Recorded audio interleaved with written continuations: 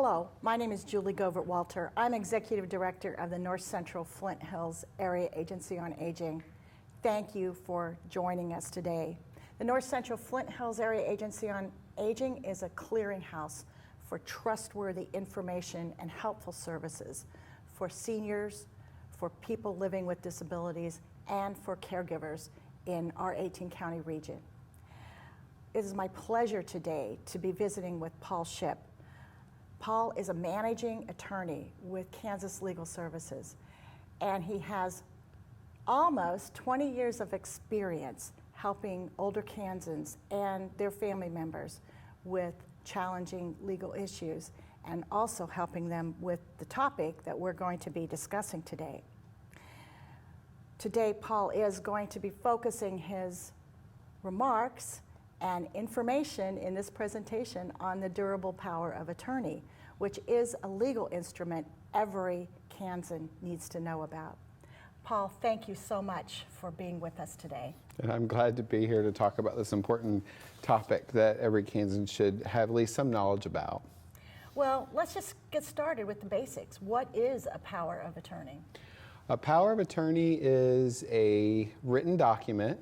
Some people like to refer to it as a legal document, where another individual puts in writing their wishes about giving another individual the authority to do something on their behalf because that individual is not able to do it themselves. And powers of attorney are used all the time in society. Power of attorney, you can delegate any responsibility or any authority, that you can think of.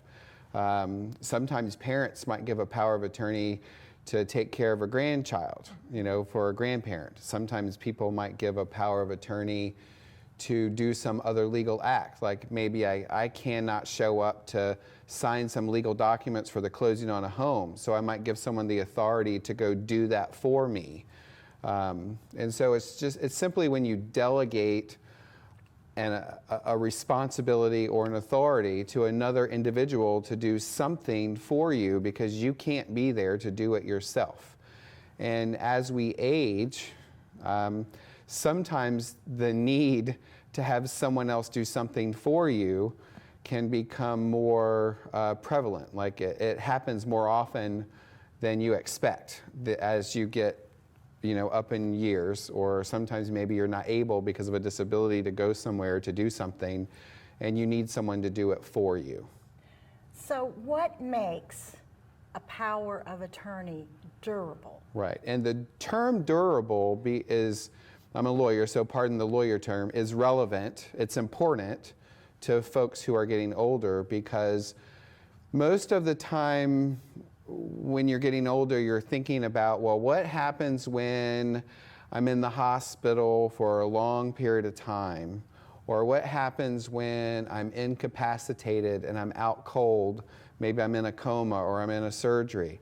Or what happens when I'm in a long-term care facility and I need someone to take care of my bills, or maybe fill out paperwork for me or manage my finances.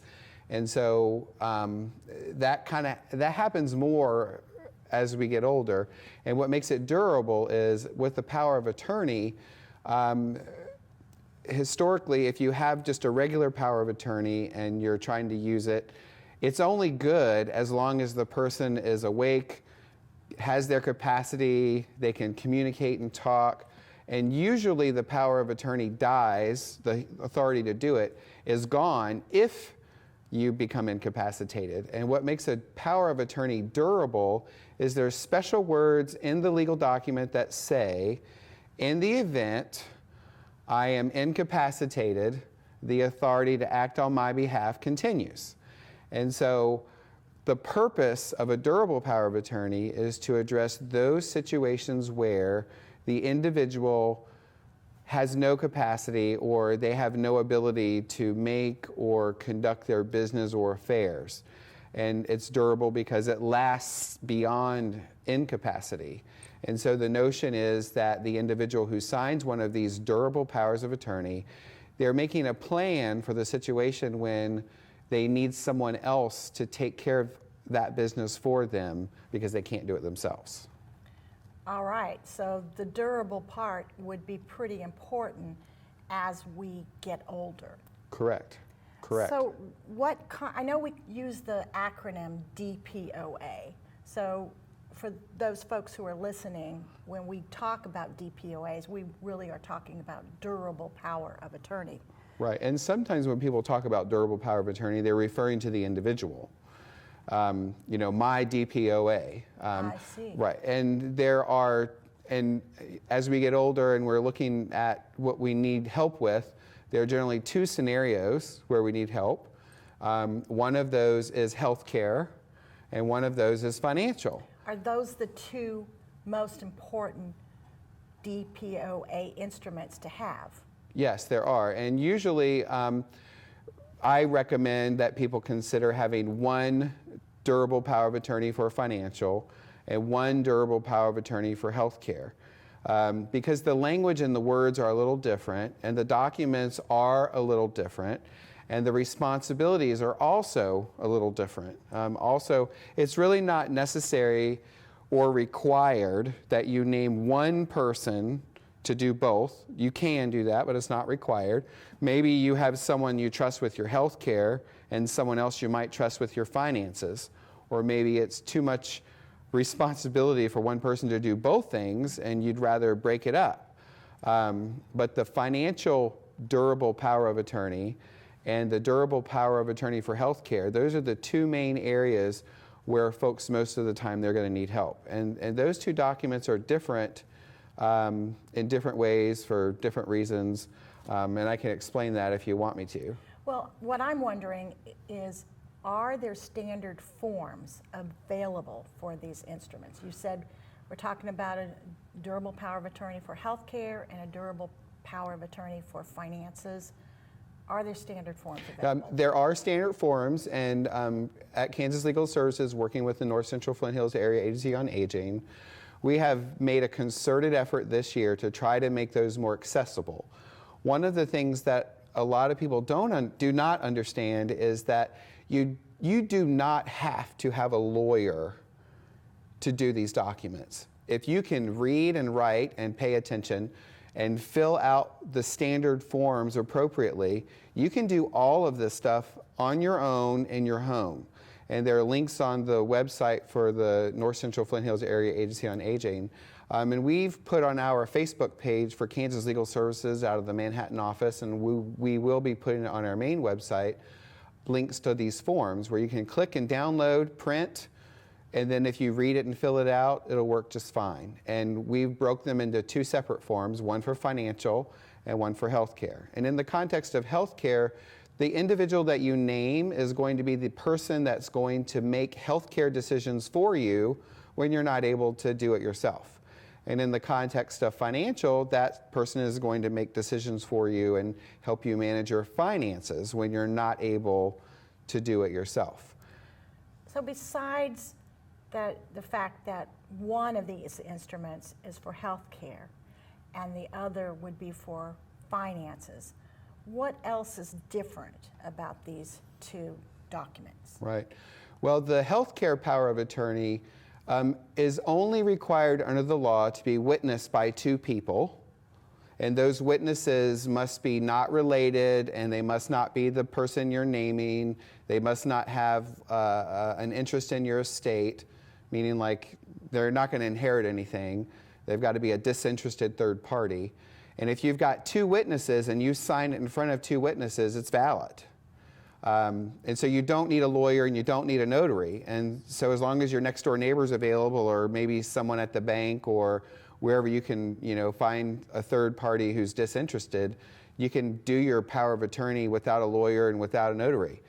The financial power of attorney is a little bit different. Under Kansas law, it's required to be signed in front of a notary. So it might be a little bit more of a challenge, but usually notaries pretty much almost everywhere. Local schools have them, the banks usually have them, and if you fill out the forms, it'll work out just fine. You have to keep in mind too that the responsibilities are also very different. With the healthcare power of attorney, like I said, they're going to be making healthcare decisions for you. So if you're out cold in the hospital and they're trying to decide, are they going to do the hip replacement surgery? Some 90-year-old people want the hip replacement surgery because they are a pickleball champion. And some 90-year-olds, are not going to want the hip replacement surgery because maybe they feel like they've lived their life and they're just ready to see that. Maybe they'll see it as their ticket out, but they may not want it. And so it's important, for you to think about that when you're trying to pick someone to be your healthcare power of attorney, which we'll get to. And then with regard to the financial, that one, they're going to be handling your finances. They're going to be writing checks. They're going to be paying bills. They're going to be maybe changing investments around, maybe, possibly. They might be dealing with real estate or, just your everyday bills. And you mentioned before that most of the time there are two separate documents, one for healthcare and one for finances. But can these two documents be combined? They can be combined, and if you're going to name the same person for both responsibilities, you may as well combine them. But the forms that we have on our website and ready for download, we do not have those combined. What ends up happening is the document becomes 8, 9, 10, 12 pages, and it's just really thick and hard. And then sometimes people need that healthcare power of attorney right now, but they can't get it because they don't have a notary. But with the healthcare one, you can just get it witnessed. And so, and what that segues into for this conversation is, for the people who are thinking about this, is how do I pick one? And who should I pick? And then the other one is, well, what are they supposed to do after they're picked? And when you say pick one, you're talking about choosing the person who is going to be your voice, or to take action, designated in this legal instrument to take action if you become incapacitated or otherwise unable to fulfill the other daily business that happens in life. Right. Yeah. And I got an interesting phone call yesterday from a client and ended up helping her out. And she asked me, well, what do I do if I don't have anyone? Is there a local agency or someone out there that can be my power of attorney for me? And I hate that question. And one of the reasons I hate that question is because the person you choose to be your durable power of attorney for healthcare or finances, that's a big responsibility. And you do not want a stranger to handle those things for you. You want someone who knows you and they know your stuff. And so it's important for the person giving this responsibility to really consider who they're choosing and what they're doing, and what they're going to do for you.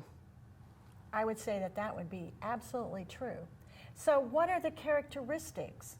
Let's say somebody thinking about their family members or their friends or people in their circle. What are the characteristics of somebody who makes for the best person that we or an individual can name as their power of attorney in either of these documents? Right. And I always get have this question from clients, and usually the question comes in a different way.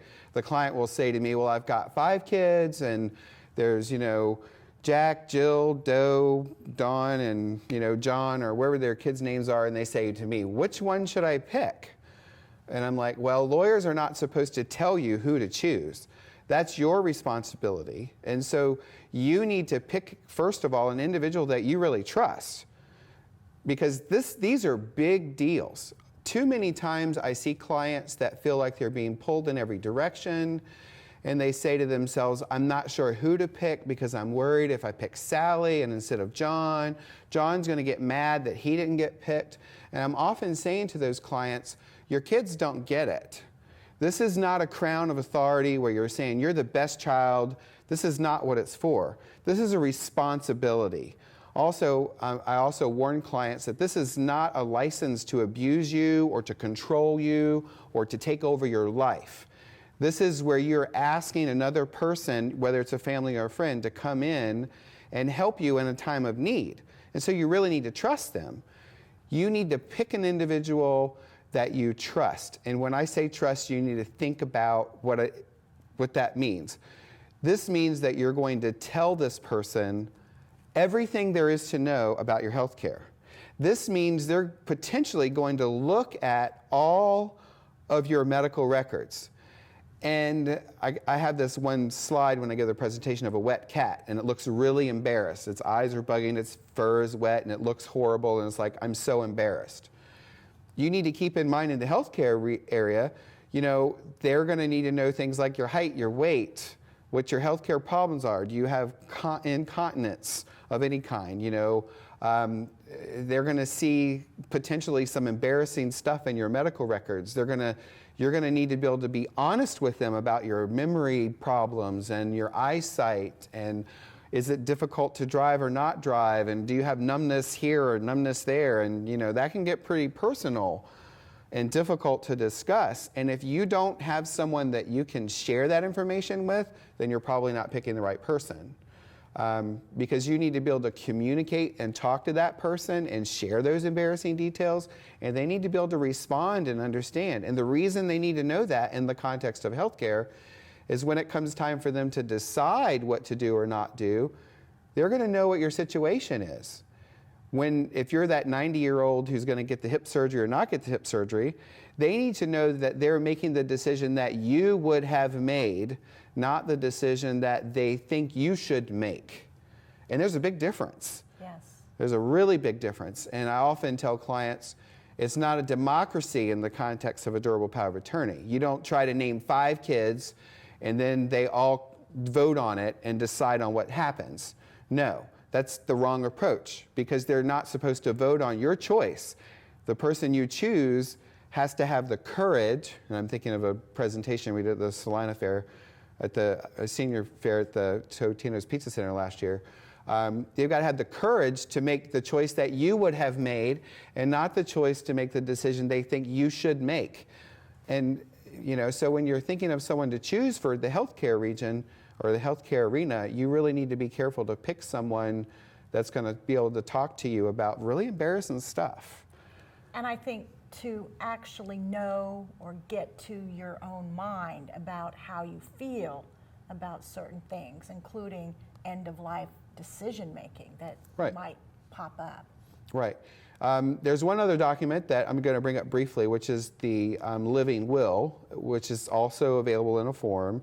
And your healthcare power of attorney or your healthcare agent, they have no authority to change that. And if you want to make sure you don't get on life support, you don't get plugged up, or if they do for some reason end up plugging you up on life support and you want that withdrawn, you should get that document filled out. But in the arena of the healthcare agent, when they're making decisions for you, whether you get surgery to do something corrective on your kidneys or your liver, that could be life or death.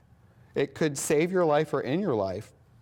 And your power of attorney for healthcare needs to be someone that you can trust, that if you were the one, if you would have decided, no, I'm not doing that. I remember my mother had breast cancer, and after she had a double mastectomy, she said, I totally refuse. I am not going to do any chemotherapy. And of course I was like, oh, I'm like, are you kidding me? Thankfully, she never had a recurrence and the removal took care of it. But if I had been her healthcare power of attorney, I'm not sure that I would have had the courage to say no chemotherapy, because almost everyone does it, right? And there are some people that would, and there are some people who would not. And so you have to trust that.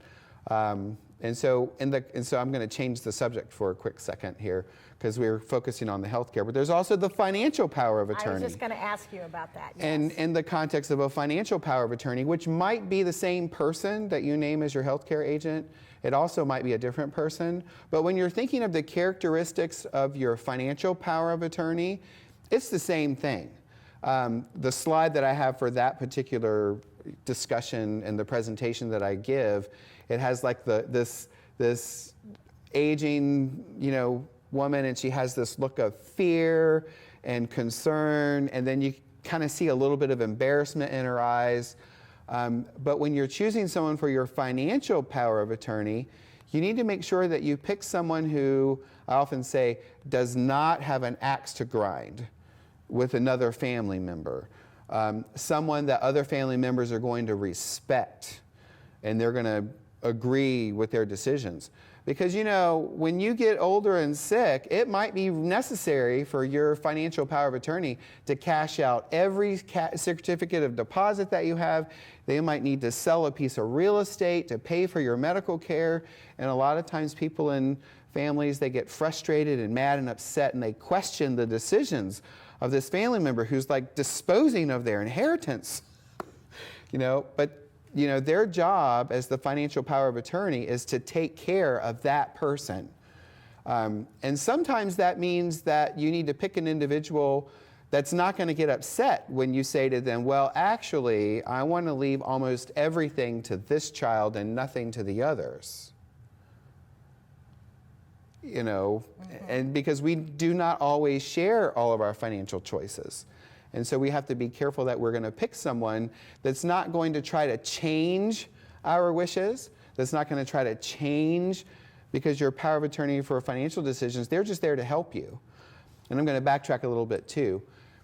Once you fill out the form for the power of attorney for healthcare or the form for financial, one of the most important things that people forget to do is share. In the context of the healthcare power of attorney, as soon as you have signed that document and it's valid and it's legal, I always tell clients, take it to your doctor and share it with them. If you're going in for a outpatient procedure, you're going to share that document with them, and you don't want to hide it away in your fireproof box so that no one ever sees it. Unfortunately, I see that happen a lot. And in the context of the financial power of attorney, it's really important that you put that in a safe place.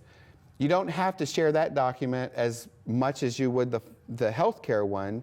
And the reason for that is they're not going to do a lot for you until you are not able to do it yourself. And so there's no need for the financial power of attorney to add their name as an authorized user on every credit card that you have, every bank account that you have. It's just not necessary. It's not required. It's on an as-needed basis. You will share it on an as-needed basis with the financial, but the healthcare needs to be done immediately. And once again, related to the finances, that boils down to having somebody that you trust, so at the right time, you would have that person take on that credit card or send the financial power of attorney to the Right. credit card company. But until it's absolutely necessary, you wouldn't want to do that. Is Right. that accurate? That's correct. And so, you know, there may not be a need for them to, there'll never be a need for them to be added as an owner on any account. And so, and what comes up inevitably is once you have signed these documents and you've delegated the responsibility to someone, the next step is you need to tell them. You have to say to your child that you've chosen, or your neighbor or your family member, I have chosen you to be my power of attorney. And part of that conversation should include, because I trust you. And then the communication needs to begin. Let me tell you who my doctor is. Let me tell you where I go to see the doctor. Let me tell you about all of my bank accounts and all of my investments and all of my assets. And they need to know that information so that they can manage it. So would you say that that's one of the biggest mistakes you see in your practice of elder law? I do. We often get the phone call from the child and they say, my mom, told me that I'm her power of attorney. And, sometimes they even say we can't find the document, but she says she got it from you guys.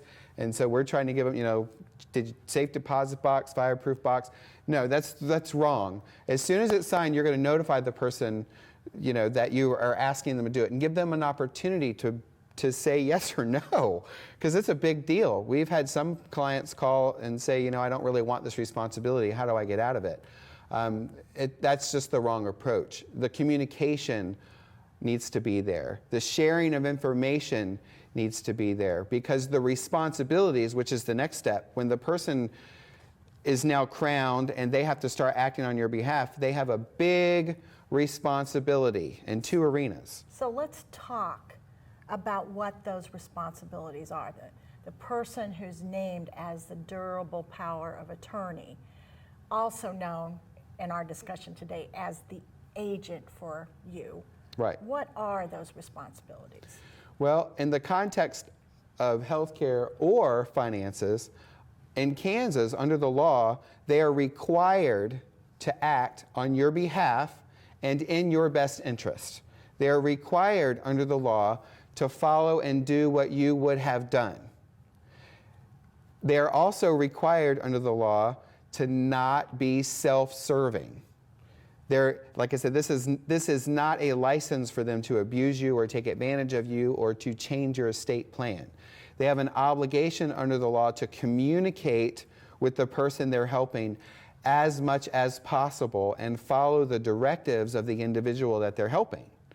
And that can be really important because all too often, at least a few times a year, we get phone calls from people that we've done powers of attorney for, and they say to themselves, my person or my child really, messed up and they ended up stealing money out of my bank account. What do I do now? And so we might need to do a revocation.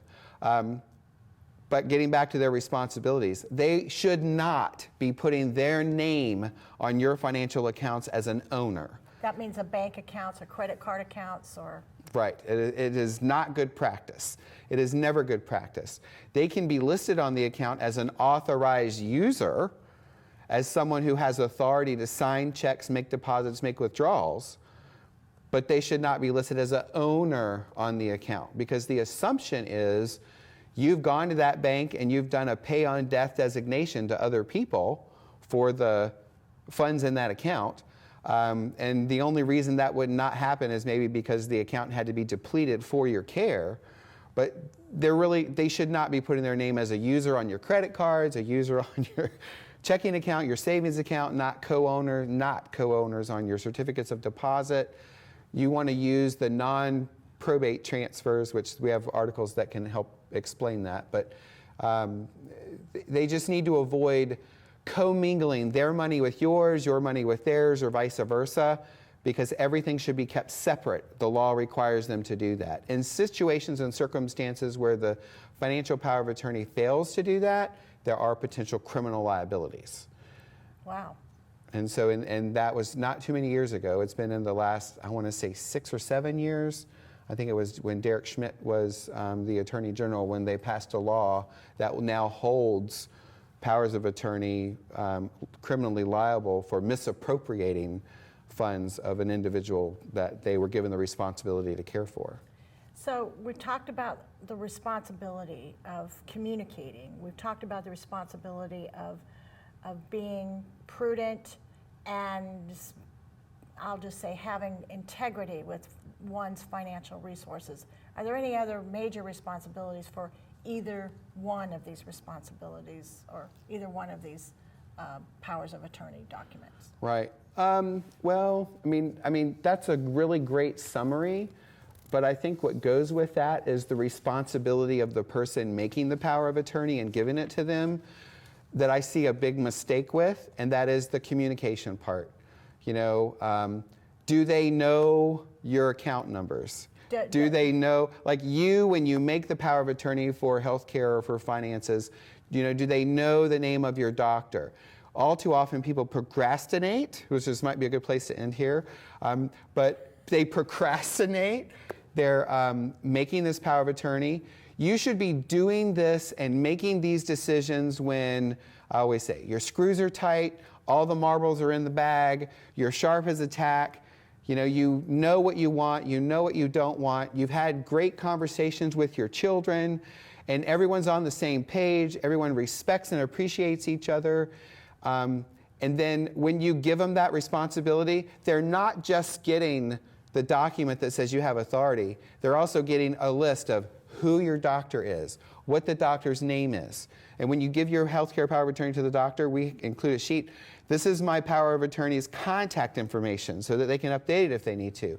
You're saying to them, my checking account is here, this is the account number, my other account's here, this is the account number. If you're not comfortable doing that, when you create the document, you're writing it in a notebook and you're putting it in a safe place, and you can say to them, all that information is located at my safety deposit box at XYZ. But too many people don't organize their stuff and they don't put it together. And then it just gets really frustrating for the power of attorney when they get blindsided with this new responsibility and they have no idea what the person wants or how to do it. So essentially, we need to designate people who have knowledge, who have heart, and also have courage. Right. Now you're talking to the person, and this is a person that we name in these legal instruments. Right. The communication is where they get the knowledge from, because they need to know what you want. The courage, and I know that you're stealing from the Sunflower Fair topic because it was really a great discussion. I loved it because we did it with the Wizard of Oz theme. But they've got to have the courage, because sometimes your power of attorney might need to cash out that CD and they know how family members are going to treat them. Maybe they need to make the decision to not get XYZ surgery, and that's meaning you're going to die. And family members are going to like criticize them for that. And that can be really difficult. You know, and then the most important thing is they have to care. You know, they've got to have heart. They've got to care about you, not about themselves. This is a very selfless thing. And they can't care about what the other family members think about them, because like I said, it goes back to courage.